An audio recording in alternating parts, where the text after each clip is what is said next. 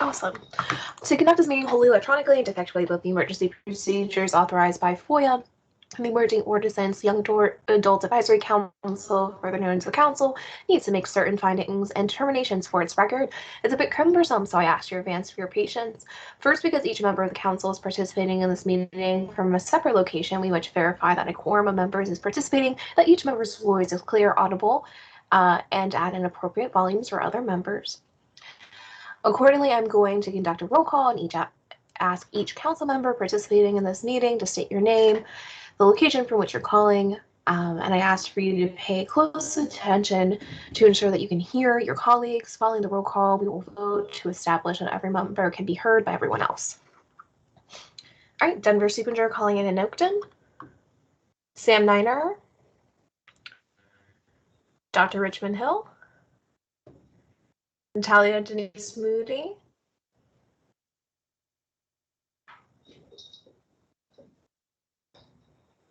Natalia. All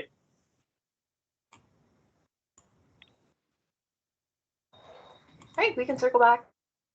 Sarah Buffano will be joining us later. Casey Judge. Casey Judge calling from Falls Church, Virginia. Judith Kupla. Sujit Coppola calling in from Vienna, Virginia.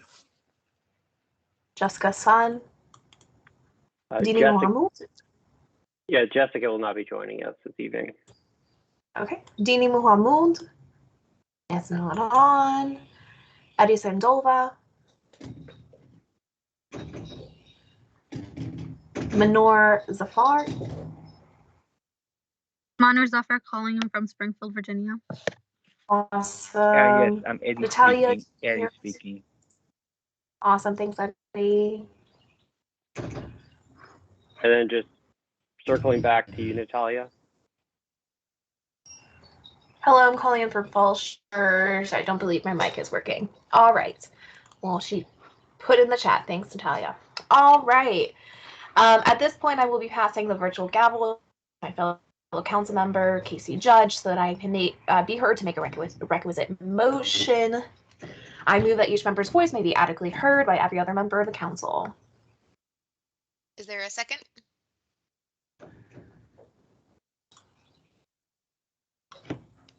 There is a second. Thank you. Great. All those in favor say aye. Aye. Opposed? Motion carries. All right. Second, have established that each member's voice may be heard by every other member. We must next establish the nature of the emergency that compels the emergency procedures, the fact that we're meeting electronically, what type of electronic communication is being used, and how we have arranged for public access to this meeting. Therefore, I move the state of emergency caused by COVID-19 pandemic makes it unsafe for the council to physically assemble and unsafe for the public to physically attend any such meeting.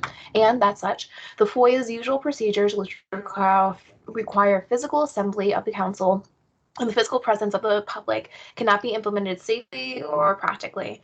I further move that the council may conduct this meeting electronically through a dedicated phone and audio line, and that the public may access this meeting by registering through the meeting link on the Young Adults Advisory Council website at www.fairfax-county.gov/young-adults-advisory-council-YAA, or you can just Google Young Adults Advisory Council and it'll pop up, or by calling 1-571-429-4982 and entering access code 340-999-096#. It is so moved. Is there a second? Second. All right. All those in favor say aye. Aye. Opposed? Motion carries. All right. Finally, it is next required that all matters addressed in today's agenda must address the emergency itself, are necessary for the continuation of the Fairfax County government, and are statutorily required or necessary to continue the operations and the discharge of the council's lawful purposes, duties, and responsibilities. It is so moved. All right, y'all. You guys got the agenda. That will be the first order of today. Are there any edits to today's agenda?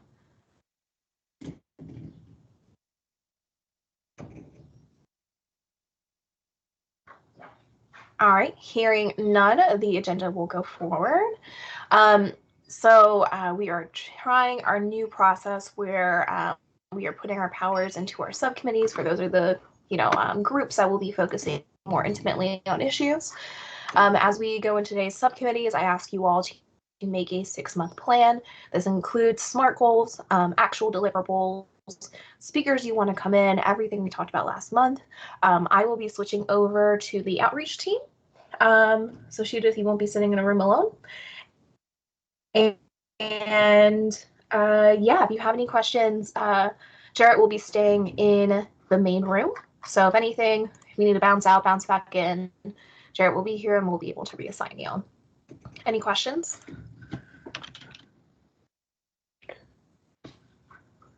I think we're ready to roll. Denver, I'm actually going to tag along with you guys in talent outreach and engagement, but I will bring Sarah in when she arrives. So I'm going to open these up right now, okay? Sounds good.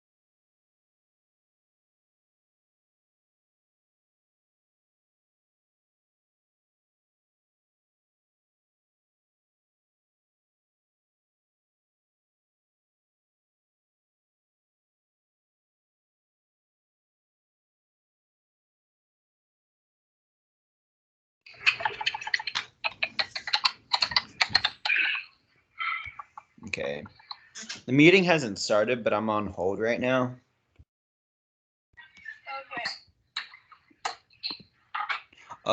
It's only me and Jared.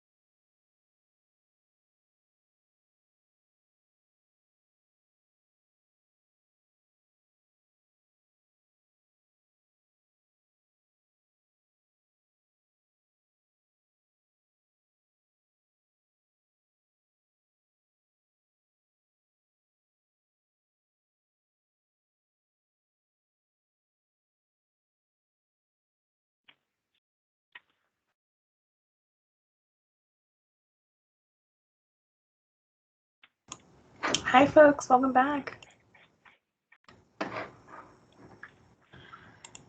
All right, so we do have Sam on, who wasn't on earlier. Can you just say your name and where you're calling in from, just so we can make sure you? Of course, Sam Miner from Springfield District. Awesome, thank you. And is there anyone else? Natalia can now be heard. Hi, Natalia. I don't know if you want to just test your mic again. Yeah, hi, Natalia Moody here, calling in from Falls Church, Virginia. Awesome. And Eddie, are you back on?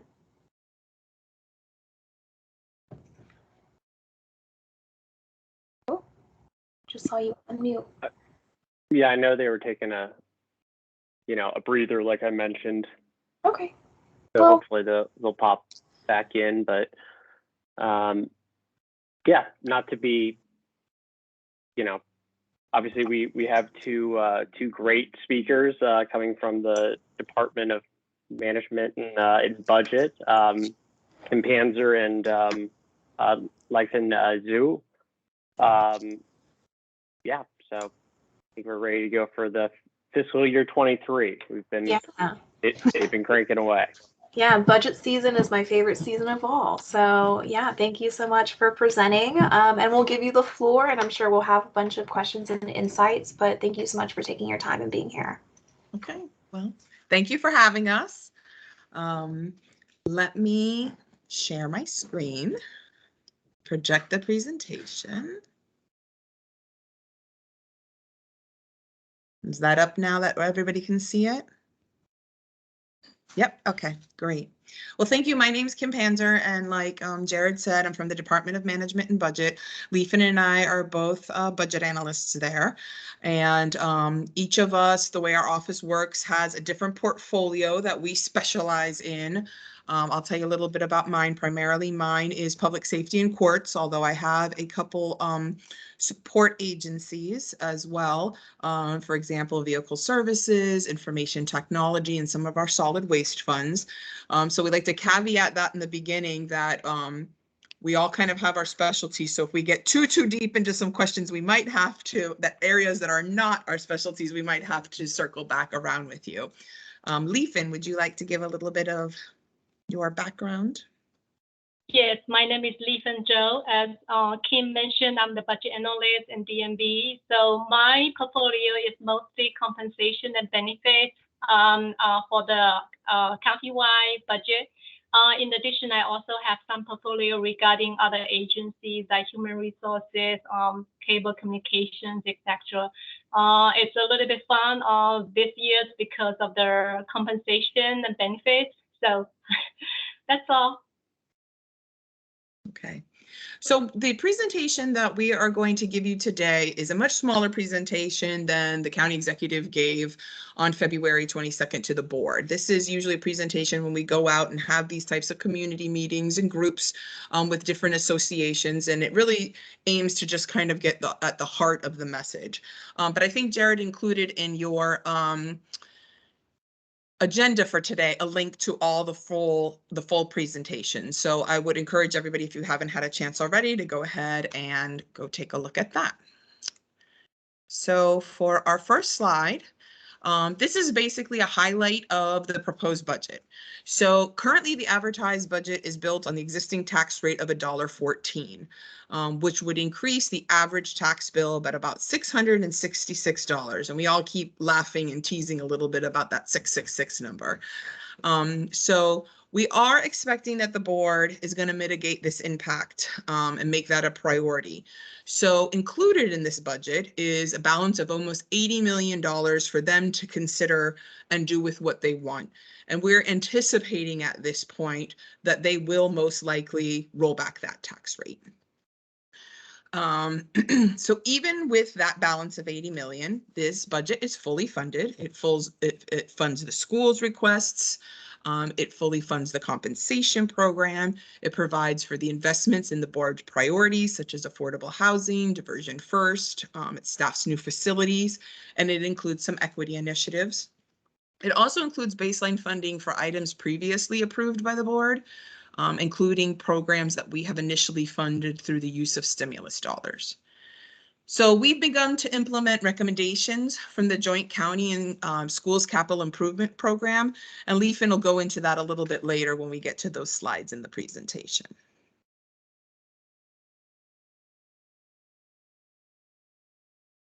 So this slide really goes into reflecting the change in our general fund revenue.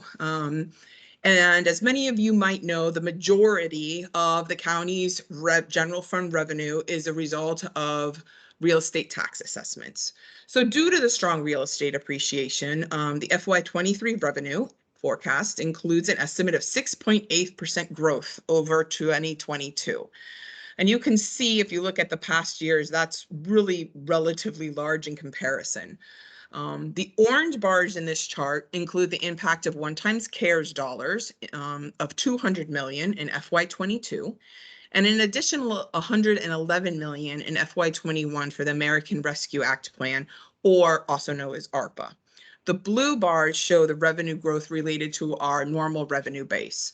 So you can see here, we only had in FY21 a 0.7 growth, in 2022 0.4. So really, and in 2022, 1.3. So 2023, giving us lots of opportunity, again, based on primarily those real estate assessments.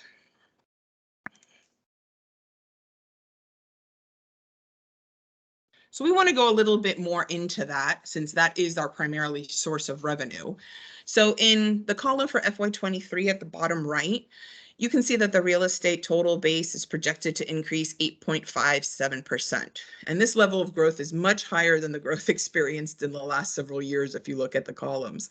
Residential real estate especially is experience an overall increase in value of 9.57 due to low record interest rates, low inventory, which has caused housing prices to increase significantly. And if any of you are out there looking at a house, I'm sure you are feeling this direct impact. Commercial real estate we're seeing grow as well, but not quite as much. We're seeing an increase about 2.27 after falling last year. And some types of commercial real estate, such as apartment dwellings, have recovered, but others, such as the office buildings, we're still seeing experiencing depreciation because companies are slow to bring people back. And during COVID, a lot of companies reduced their office footprints overall. So the big question that everybody always asks is, what does 1 penny equal on the real estate rate? So the 1 penny generates right now 29.4 million. And if you can, kind of look at the 80 million that you have on the table, the board, if they didn't want to do any additional cuts or make any other decisions, they probably have the flexibility right now to go 2.5 comfortably with a tax rate decrease. So this slide we don't talk about often because usually there is no change in the personal property tax. In fact, we were looking back in our office and we're thinking it's been 10, 15, 20 years probably since this rate has actually been set. But as we know, like the pandemic has impacted so many things. One of the things we continually hear about is the impact on the supply chain and the manufacturing of technology. And as a result, we're seeing a tremendous impact on vehicle values and personal property tax projections.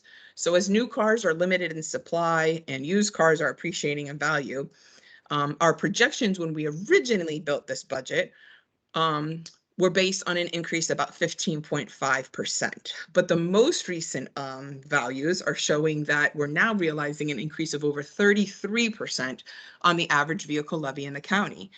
And that equates to another 181 in a impact to residents. So if you take the 666, the 181, we're looking at a pretty big tax rate increase for the average resident in the county this year. At that increase of the 181, we're looking at about an additional revenue stream of $83 million. That is not included in this budget. And I want to make sure I emphasize that because we had a presentation last night and the group was a little bit confused about that. So when we talk about the 80 million being left over, that's just for the board to use. And then there's an additional 83 million if we keep the personal property tax rate that will be available. But if you have been tuning into any of the board conversations, they are leaning towards doing some action to mitigate this They talked a little bit about it at the March 15th budget committee meeting about different options to reduce this. So it is likely that the board will take action and roll back the rates. Well, not the rates. They're looking at actually capping the value of the vehicle on which the rates are applied for this category in order to provide the citizens some relief.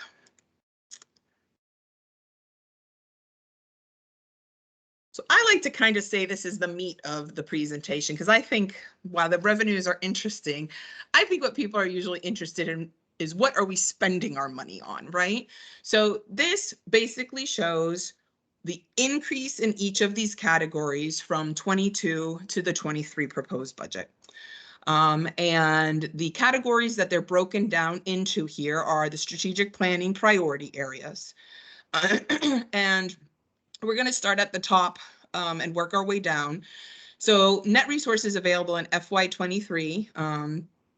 Once you take out the board's action to include enhanced tax relief for seniors and disabled, you take out the $5 million that they've already directed towards affordable housing, and you take out the land development services, because essentially we're moving that pot of money out of the general fund into its own fund. So you'll see here as kind of the ledger, you will see the revenue decrease, but if you look at the bottom, you'll also see the expenditures decrease. So it's a net zero. We're left with just over a little $330 million to spend. And so I'm going to go through some of the categories and just explain kind of high level what some of the things are included in there. So you can see almost 118 million goes to Fairfax County Public Schools. And there was an agreement years and years and years ago that pretty much the schools in the county split revenues. So when we see an increase in terms of revenues on the county side, we split that with schools and they get a large transfer. There's over $100 million in here for county employee compensation, which had been deferred for several years. There's over 15 million for some of the health initiatives, which includes Diversion First, as in addition to baseline funding for school health nurse positions that were added as part of a quarterly review. And that's a state mandate now that there has to be a nurse put in every school. So that funding in there is included. We see over 12 million for mobility and transportation, which primarily reflects the county's operational support for Metro. We see over 12 million in efficient and effective governments, which includes elections, technology infrastructure, with us moving to a more mobile workforce, as well as funding for positions for the county's new language access program. There's an additional 10 million for empowerment and support for residents facing vulnerability. And this includes investments in the consolidated community funding pool and baseline adjustments for the co-responder model, which was initially supported with stimulus funds.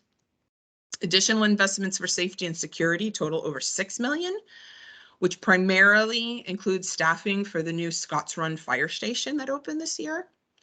We have another 5 million that supports cultural and recreational opportunities, which reflects new facilities such as Patriot Park North Complex, Lorton and Sully Community Centers, as well as a pilot equity program in the Park Authority.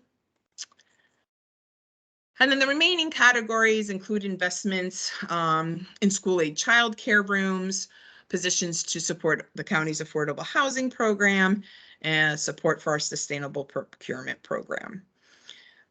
So after reflecting over the $3 million in reserves, almost 80 million remains, as we said before, for the board's consideration. So I am going to now turn it over to Leifin.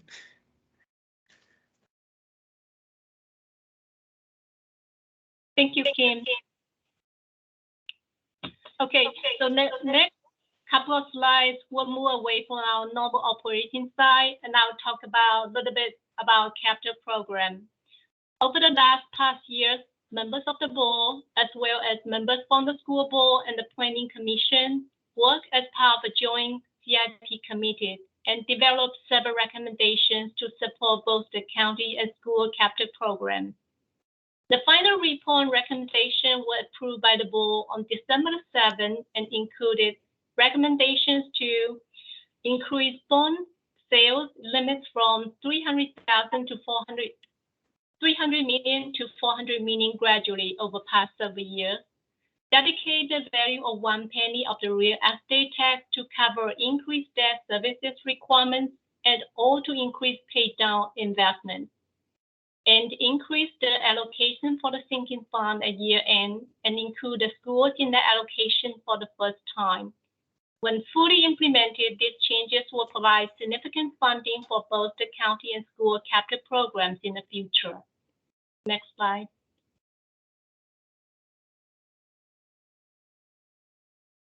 Per recommendation from the Joint CIP Committee, bond sales planned for January 2023 are increased by 50 million, as you can see in the chart, and will be increased again in January 2025 by another 50 million.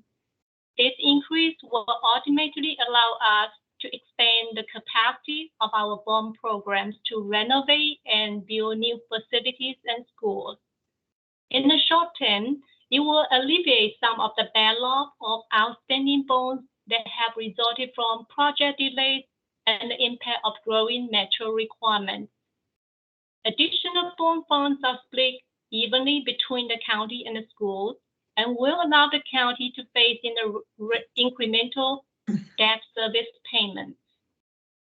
Although the equivalent of 4 penny is not included in the proposal, 5 million is allocated, split evenly between the county and schools, to be utilized for capital paydown.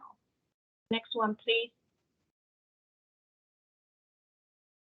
So this slide covers recommended changes to the referendum plan. As discussed with the board last Tuesday, the program has been experiencing significant backlog in unsold bonds in recent years.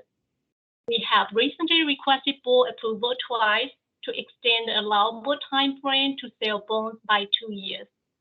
Despite recommended changes to our plan, we will likely need to request additional extension in the coming years.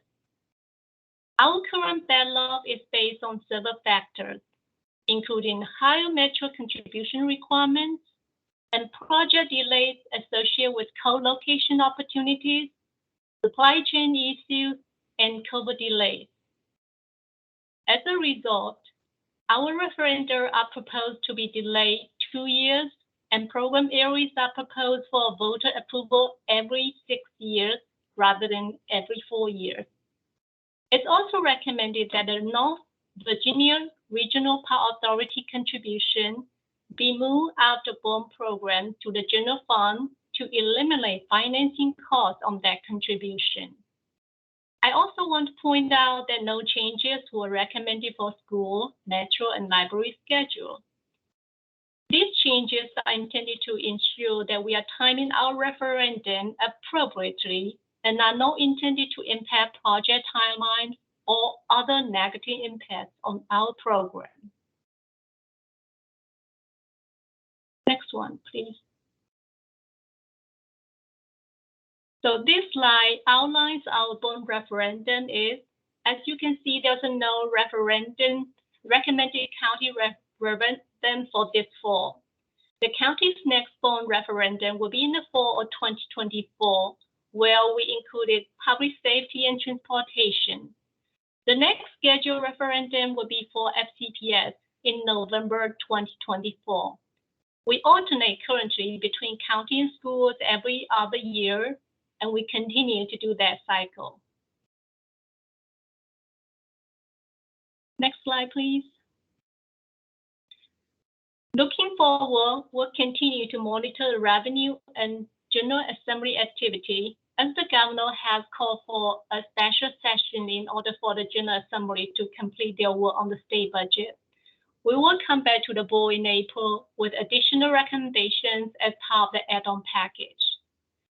In March, we already had 2 budget committee meetings.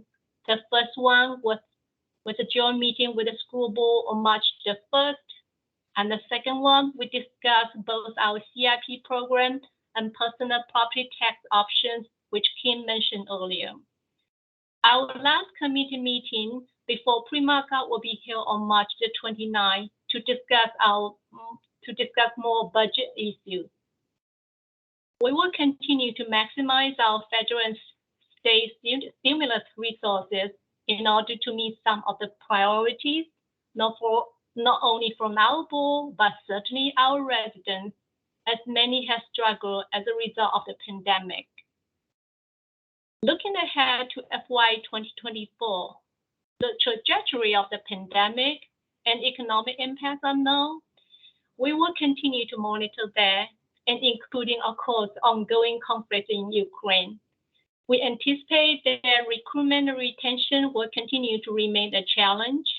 Therefore, compensation will continue to be our priority in FY 2024.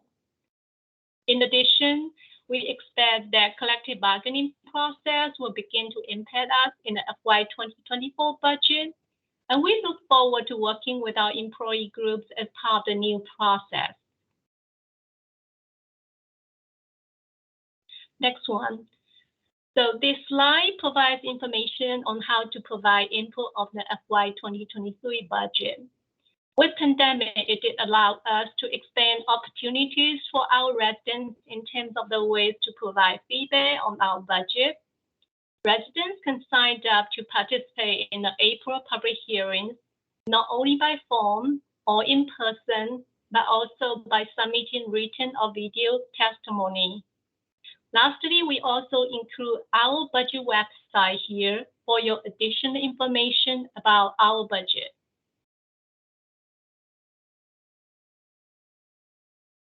Our last slide provides our key dates for the FY 2023 budget development process. Formal public hearing will start on April the 12th. This will give us residents an opportunity to provide feedback on our budget. Ultimately, the board will mark up the budget on April 26th, followed by adoption on May 10th. On July 1st, the FY 2023 budget year will begin. That finishes our presentation.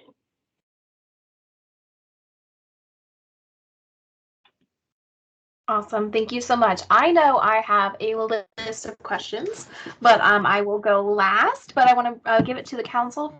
If anyone has any questions, need any clarity on anything discussed? Sorry, I do have a question. So it would be with the Fairfax County Public Schools specifically, with the budget for fiscal year 2023. I was just figuring out with, I heard from a board member from public schools, they were wanting to look into like lunches for more diverse and cultural changes to the lunches. And I wasn't too sure if that was also in the plan or if that was ever discussed. So Fairfax County transfers the money to the schools, and the school board and the superintendent decide how that money is used. The county, from our perspective, has no input at all on how the schools runs their programs. All we do is a simple transfer. So unfortunately, I'm not able to answer the specific details about that just because how the funding mechanism actually works. Thank you. So pretty much it's allocating the money to Fairfax County Public Schools. We just give them a transfer and then they determine how that money is used. Thank you, thank you, thank you. You're welcome. And that's definitely something we might want to look at as a council is what 53% of our budget is given to the school boards, but only 15%, I don't know the percentages, a very small minority actually have students in the school system. So it definitely speaks our value to investments in schools. So if that's something we want to discuss later, let me know. We can dive into that as well. Any other questions from the council? Actually, I want to point out, circle back that question. So we actually have more than 52% of our overall general fund transfer to the school. Wow. right. That's the bulk. That's great. I think it's great that we're investing in our school system. So thank you for that clarity. Any other council members?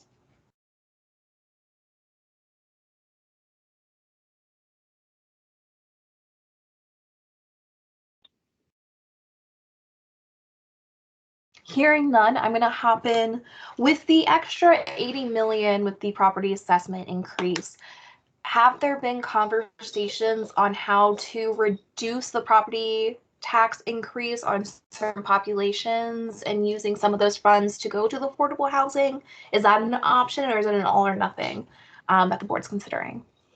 So when they set the tax rate, it's my understanding that that has to be applied uniformly. So you can't pick and choose certain groups of how the overall tax rate is set.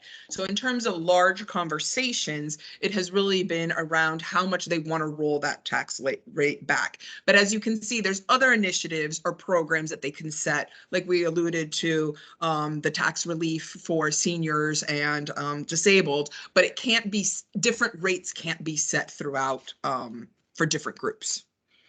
Right, but they could form different tax relief programs for our immigrant community, I mean, we saw senior and disabled, Yep. for young professionals, they can invest those funds there. Okay, thank you.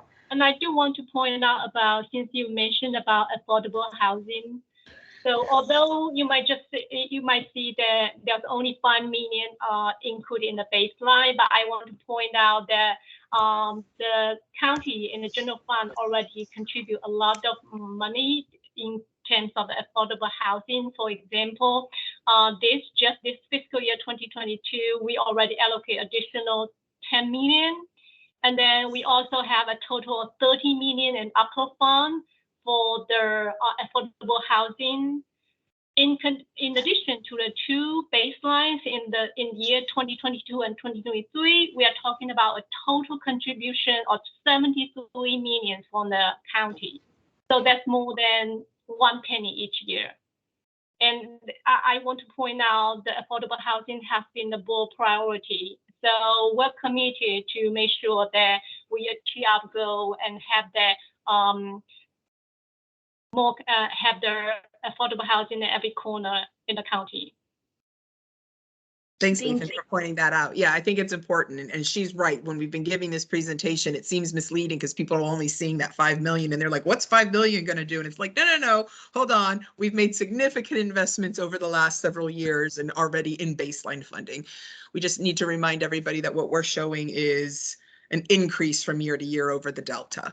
Thank you, Lee. And I don't want to get the number wrong. I think at the most recent board meeting, Providence supervisor and the Lee supervisor said they were dedicated to an extra 100,000 units countywide. And yes, so they did just increase our target. Yes. Yes. Okay. So we were accelerating so quickly towards the initial target that they moved that target.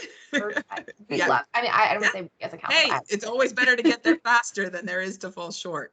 Absolutely. And then I know you all hinted on collective bargaining. Is that not? Are we not taking on collective bargaining agreements until 2024? Correct. So there's a lot that had to be done. So the board had to get a lot of ordinances in place and lay the foundation. So the actual decisions of collective bargaining won't impact the FY24 budget. Okay. And I was going to ask about specifics, but we have 2 years until that comes. Well, actually a year, I guess, if we're looking at 2024 budget, but. And we are all figuring it out as we go along. Right. Are there conversations about bringing pensions back to the county? Do we know about that? So what do you mean? What do you mean by bringing pensions back? So the county used to have pensions, but they rolled it out to a 401k system 25, 30 years ago. So we actually have both. We have a hybrid system. Yes. So the county currently does have a deferred benefit contribution, and then it's optional that the county contributes to. And then there's an option to participate in a 457, which the county does not participate in. I'm sorry, this is probably more Leaf, and she can probably speak to this more than I can. Well, so yeah, we do have two parts. One is a pension plan, defined pension, and the other side is a defined contribution.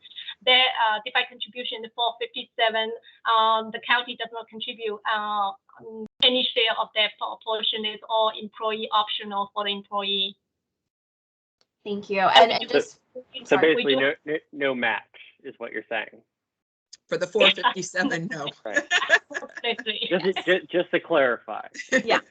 And just for my council members, I bring that up because I know the county, like, we are short of garbage workers, right? Our trash workers, and have privately contracted that out, but that has been an issue due to their compensation and benefits, right? And conversations about just recruiting and keeping people within that field. And I think during the Great Resignation that we're seeing even now, that conversation of benefits and keeping people in Fairfax County and keeping our essential workers like our garbage collectors collecting garbage is huge. And I can go into the whole conversation of garbage in Fairfax County. It is fascinating and massive, but we don't have that space for that. All right, does anyone else have any questions? Yeah, I've got a quick question, if that's okay.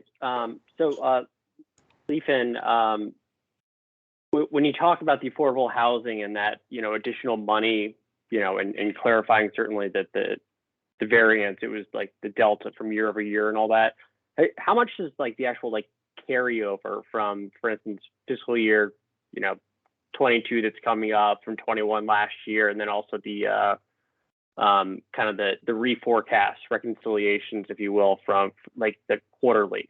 How does that kind of play into it, where it's like, oh, we now have like unrealized funds that we can throw into affordable housing or any of those areas that line items, I guess? I want to point out that affordable housing, they have multiple funding sources. The one that I cited is just the county side. So we have several other funding sources. So for the year-over-year funding, I think the best way I can direct, I don't have that number on top of my head, but the best way I can direct you is that we have a special fund that's 30300. That's in that all the details are in the budget document in volume 2. So based on that fund statement, you will be able to see the beginning balance and ending balance, how the ending balance roll into FY22 or into our projected FY 2023 beginning balance. I'm happy to get back to you regarding. No, that's helpful. We can always chat offline and all that. I was just, and then just one other really quick question. LDS, as we know, they broke out the revenue that they received specifically from building permits and inspections and all that stuff. What could you maybe speak to the advantage of setting up these reserve funds, if you will, and all these separate funds, and just how that helps the county's credit rating? So most of the time, the general fund, how we explain it, it's kind of like all the stuff every day in your kitchen sink that you need, right? It's your regular services. And then we have kind of some reserve special services. We have special revenue funds that, your sewer funds, your solid waste funds, they're primarily fee driven, right? So whether it serves everybody or it doesn't, there's different kind of accounting rules that go with both. And the benefit to some of these special revenue funds is that they're not held to fiscal year. They can carry over their fund balances automatically, and it can ensure that those revenues that were brought in for a very specific use continue to be used for those specific items rather than being commingled at the end of the year with the general fund items. So that's my most simplistic way of kind of explaining. So in this case, because it was so fee generated, we kept saying, why do we continue to mingle it at carryover, trying to keep those funds separate? So really, if it has a primarily, if it's a function that is self-sustainable through revenues that are driven through fees, it's a better accounting way. And I think at a meeting last week, they said actually the bond agencies recommend for it to be separated. So that's why we're doing that. Better accountability. Yep. And it's more for, in addition, besides what Kim mentioned about, it's also for transparency, how we utilize the fund. It's a separate accounting entity so that it's more transparent. And this is the purpose of setting up a special revenue fund for that purpose. Fantastic, thank you. Mm-hmm. And then, and this might be another conversation pending council's insight, but what exact programs, like can you give insights of how in the next year we'll be using the COVID release funds in new programs, or the rescue plan funds in new programs? Has that already been established? It has not. So we've only received our first tranche of the American Rescue Plan Act funds, and we're supposed to be getting a second tranche. What we really have been doing, or the strategy, is kind of holding on to it till the board talks about initiatives and things that they want to implement, looking if it's applicable to be used, because there's pretty prescribed regulations on what you can use that funding for, and trying to use it to advance some of the board's initiatives so that we don't have to wait for future fiscal years. So as we just kind of listen and hear what it is that they want to do, we come back to them and say, well, this is what we're recommending using this funding for, and they yay or nay us. So it's not so much that we have it mapped out so far into the future. Thank you. Appreciate that. Last call for council insights or questions. All right, hearing none, thank you. Oh, Sam, go ahead. Sorry, one more question. With college specifically, with college campuses, with student housing, with living, I am curious with this money allocated specifically to students. Would this be also helping other students, like who are young adults who are going to be impacted from the repercussions of debt? And would this be able to be allocated to George Mason students or university students? I think you're talking a little bit more about federal funding programs than you are local government funding programs. Okay. Thank you. All right. Well, thank you so much for giving us your Thursday evening. We appreciate your time. And I'm sure if there's any questions, we'll send it to Jarrett and send them over. But thank you so much for your expertise. Thanks for having us and for being engaged and interested in the budget. Sometimes we work on it and we're like, nobody cares. So it's so exciting, especially to see young people really taking an interest in government. So thank you. Thank you so much. Okay. Have a nice evening. Thanks, Kim. Thanks, Leland.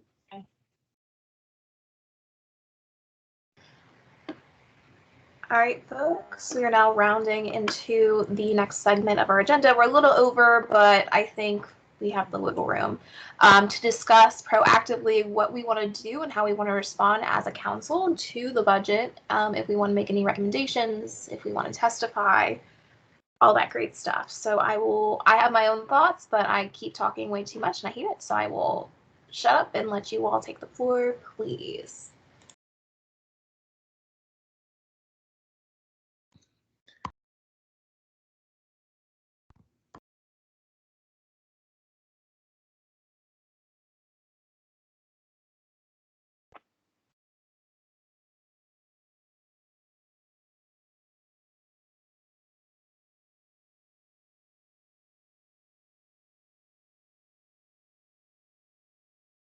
So I didn't really identify anything that I thought to make recommendations to the board to change. So I feel like that's sometimes where the recommendations are helpful.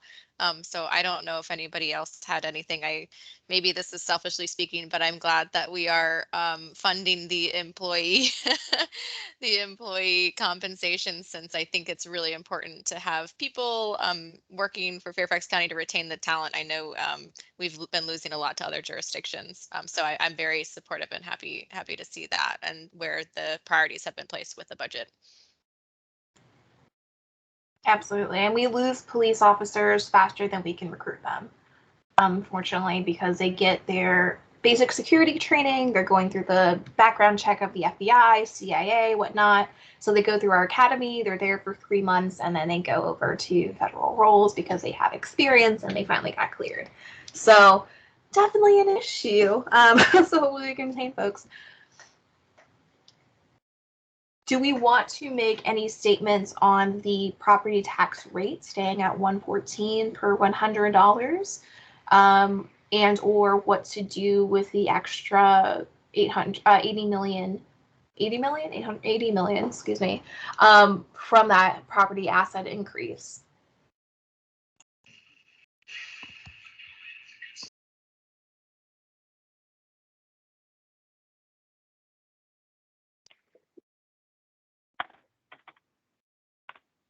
Hey Denver, this is Sujit. Sorry, my mic hasn't it's been kind of choppy, so I've been trying to answer, but it's been a bit weird. Could you repeat that last question, please? Yeah, do we want as a council to make a statement about the $1.14 per $100 value on the property tax? Because I mean, property value skyrocketed over last year, so do we want the board to lower that?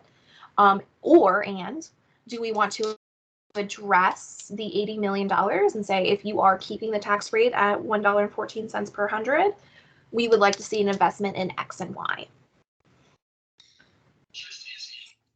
Got it. How would we do that? Just curious. Would we essentially just write up? Would it be a write up that we would submit, or just a letter? Okay.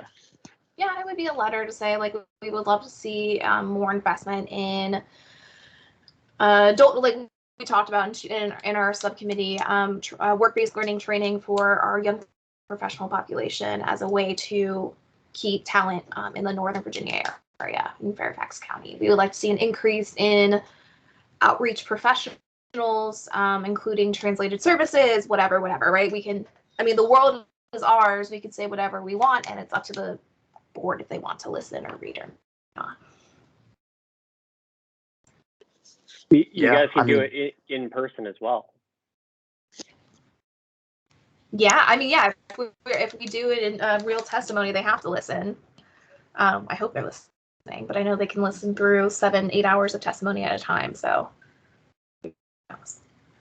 I think this is something to bring up to the board. I think it's very important, specifically with the $80 million with property tax. So I think we should bring this to the board. I think that it would be important because it would be able to give access to young adults who are living in Fairfax County a better and bigger opportunity to live, as property taxes have skyrocketed in 2022 and 2021. It's like our highest benchmark. So I think it would be something to discuss with the board, like, hey, can we get more funding to a certain amount of groups to help young adults to be better financially, but also sustain that ability to create that border of, hey, you know, I feel comfortable, rather than just feeling like you're on the bare minimum and you don't know what to do.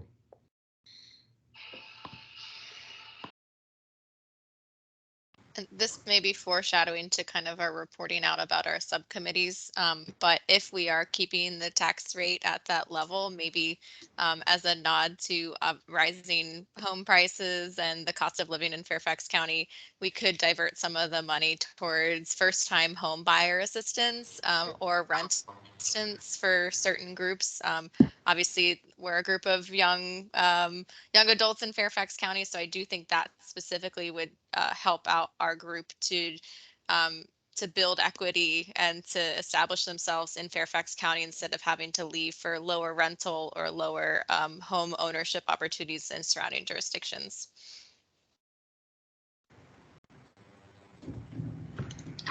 And just a conversation about process, and I hope you guys can hear me. I know I have bad network with the storm coming in. The idea that we are going to be sitting down and having a conversation with the Board of Supervisors is not going to happen.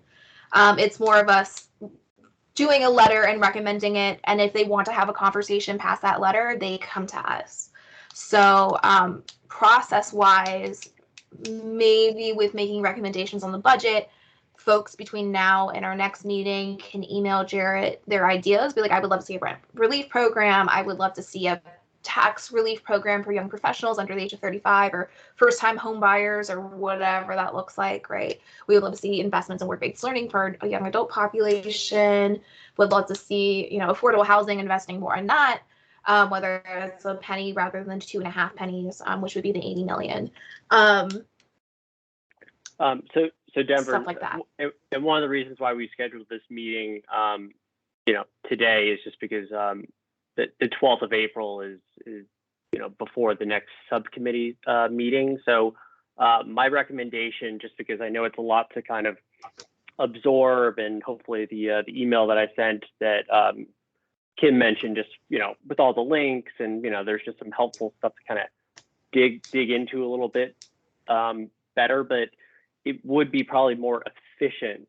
And you can certainly copy me on it, but whoever wants to take the lead, like, Denver possibly, but to like send, those things to her, it can flow through myself as well, but it seems like time is of the essence with that one. So probably can't defer to the next meeting, obviously, due to the budget timeline. Okay. Yeah. So send things to me, and I can draft an email or draft a letter and send that to you all. I gotta hold myself accountable. Send the draft to you all by the 8th. So please send your recommendations by the 5th. That sound good? I'll have the draft by the 8th. Sounds good. For your insights there. And we can continue this conversation, obviously. I definitely think there's a lot of opportunity with the American Rescue Plan funds and the COVID funding. There are limitations, but localities do have a little bit more flexibility with what they can do with new programs. So it could be a phase where we can look at that and recommend different programs. I know, I want to say Arlington County is doing a basic income pilot program where they're paying folks just a basic income to survive, to see what that happens and how that impacts their local community. Right, so that's something they're doing with those relief funds. It's something we could be like, hey, if you haven't allocated or started a program, they only have 8 years left to spend that money, the COVID relief money. So what can we suggest so they can get that started?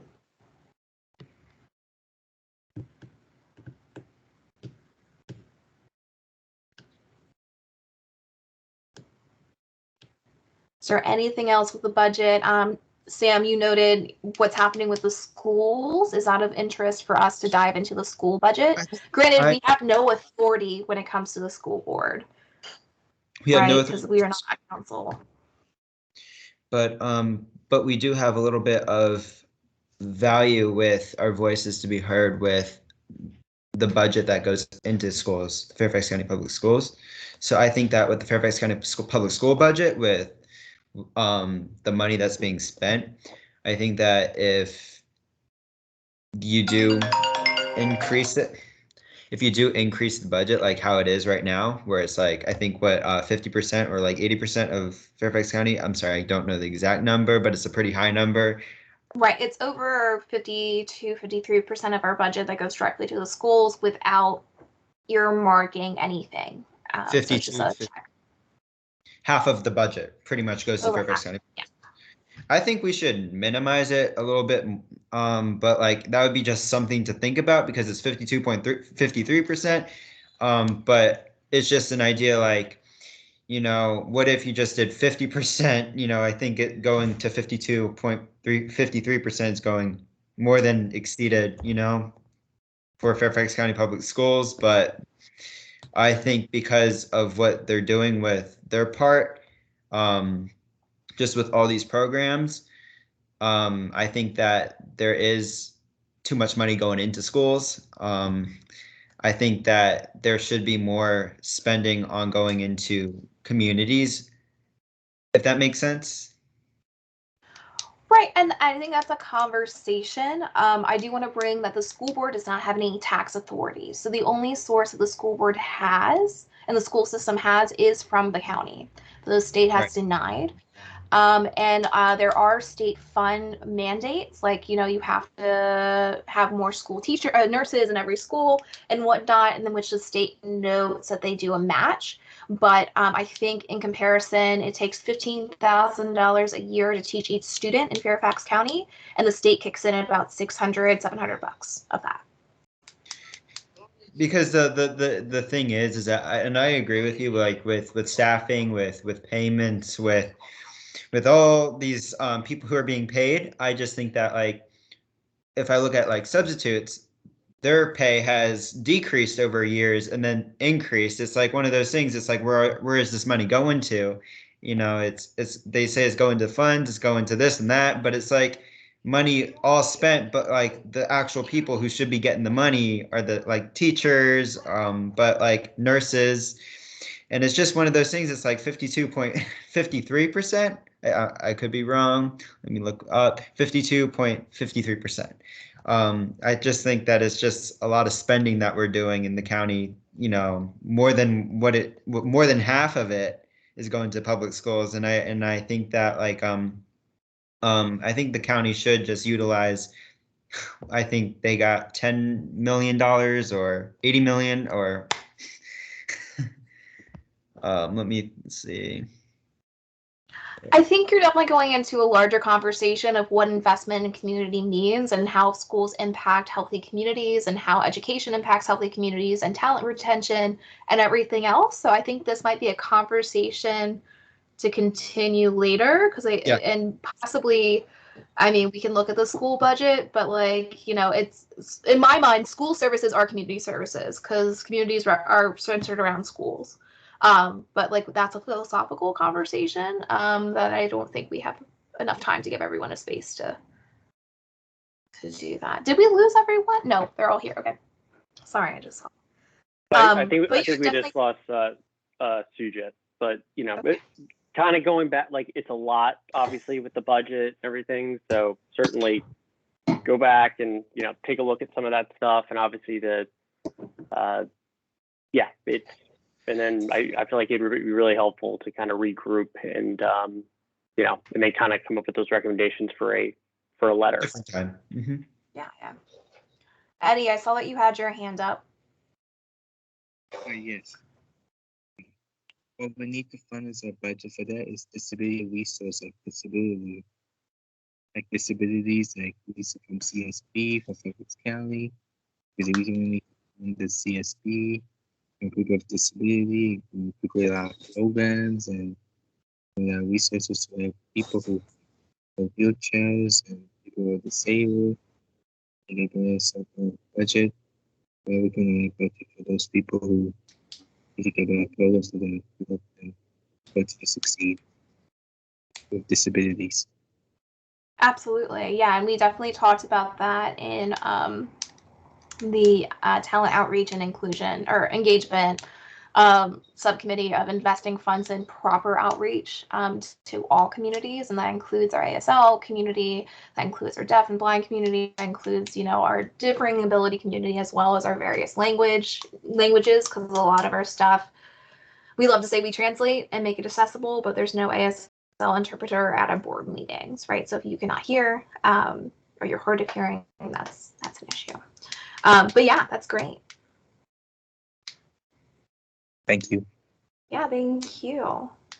So I think our charge is Eddie with those ideas, Sam with yours, Casey, you know, with yours as well. Anyone, everyone, please send them to me no later than, what did I say, April 5th? That's what I said, right? Because my deadline is April 8th.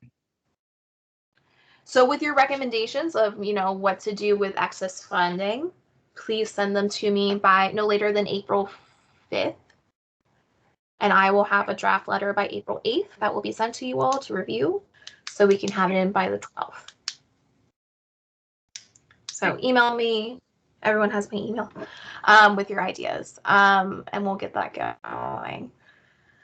All right, I recognize we have 6 minutes left. So just a quick report out with subcommittees and anything we can help or anything we can do as a council to support your efforts. I know probably one meeting is not enough to plan the rest of your charge, but if you want to lend a little report out.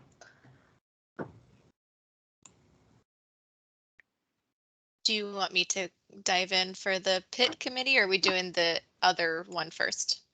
Yeah, if you can, because Judith had to hop off. Yeah. Okay. So the Planning, Infrastructure, and Transportation Committee, we are going to solve all of the world's problems in the next 6 months. No, I'm just kidding, but we have taken a lot of topics. In terms of transportation, we do want to focus on transit and looking at the opportunities to provide support for transit services to get people from point A to point B. We want to make sure that it is accessible to all of the residents in the county. And so we're really interested in hearing about the latest status of the Silver Line Phase 2 efforts, as well as any Fairfax connector service changes. I know that those were recently adopted as well. In terms of affordable housing, we also identified that as a top priority for our subcommittee. As I kind of mentioned with the budget, we are interested in first-time homeowner assistance as well as rental assistance, especially for young adults trying to make that jump and establish themselves as homeowners in Fairfax County. We've also, we'd like to learn about any initiatives on the missing middle and starter homes, and that's kind of part and parcel with the first-time home buyer programs that the county has.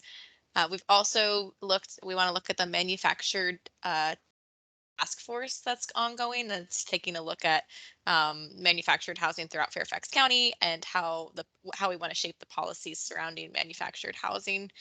And there's a strategic plan effort and the board's new stated goal for increasing the affordable housing contributions. So we do want to hear about that and see how we can provide the young adult viewpoint on that strategy. So really briefly, the last two items, we do want to get involved in the Resilient Fairfax effort. That's really focused on climate resiliency, and they are hoping to bring their plan to the board in the summer, fall of this year. So we are actually hoping to see if we can get them at one of our upcoming subcommittee meetings so we can provide our comments on the resiliency policy and planning efforts in the county. Last but not least, there's a countywide master arts plan, and they are also in a very interesting spot in their planning process about what new arts facilities to locate in Fairfax County, where there are deficiencies, where do we want to support the arts, and really the big takeaway is how do we get our own music venue like the Anthem or the 930 Club in Fairfax County, because we want people to be here in the county and not having to go into DC and other jurisdictions to enjoy the arts. So like I said, that is a lot of topics that we have that we want to tackle in the next 6 to 9 months. Did I miss anything, anyone? That sounds great. So it is upon the chairs of the subcommittee to work with chair to figure out, oh, hey, we want this speaker or we need this information, what have you. So you want that, do that. Something I think would be awesome is, Casey, if your committee wants to take on the charge of drafting a letter of support in the increase proposal with affordable housing. Yes. I think that's an easy thing for everyone. And if you want to bring that to our next subcommittee meeting or well, I mean, we can mail, you guys can work on it, finalize it in the subcommittee meeting next month, and we can email it out and just send it to the board. That would be fantastic, because I don't think there's a lot of pushback with increasing affordable housing units, but we're still behind where we need to be. I mean, we're already 20 years behind, right, in these efforts, so. Sure, based on our conversations, that's something our subcommittee would love to do and support, and so I can take the lead in drafting a letter for us. That'd be great. For the TOW committee, we will be using next month's meeting to make a list of data asks. So we recognize when it comes to outreach, talent acquisition, and tracking where our high school students go and where our community college students go, the data exists, but we don't have it.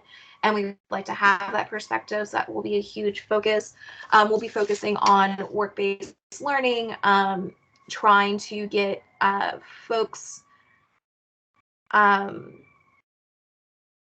just blanked. Sorry. Work-based learning, inclusive talent development, how we do that. Accessibility is a huge thing, as we noted, when it comes to outreach. Accessibility beyond language, but actual like physical ability, and how to make sustainable outreach programs. So something we'll dive into and just get a data and get a landscape. That's our first charge. And then based on that information, how we can impact. Oh, and the thing I blanked on, we want to get a youth, both a student and or young professional voice on the Economic Development Authority to kind of push their charge to make sure they are centering around younger voices. Because as we see with all other BACs and authorities, they do skew to be 55 and older. So how we can recenter that and have the folks who are impacted be the center of that conversation. I think that was it. All right, it is 8 on the dot. Are there any announcements? So Denver, really quick, and I was going to go with all the reappointments, but I think we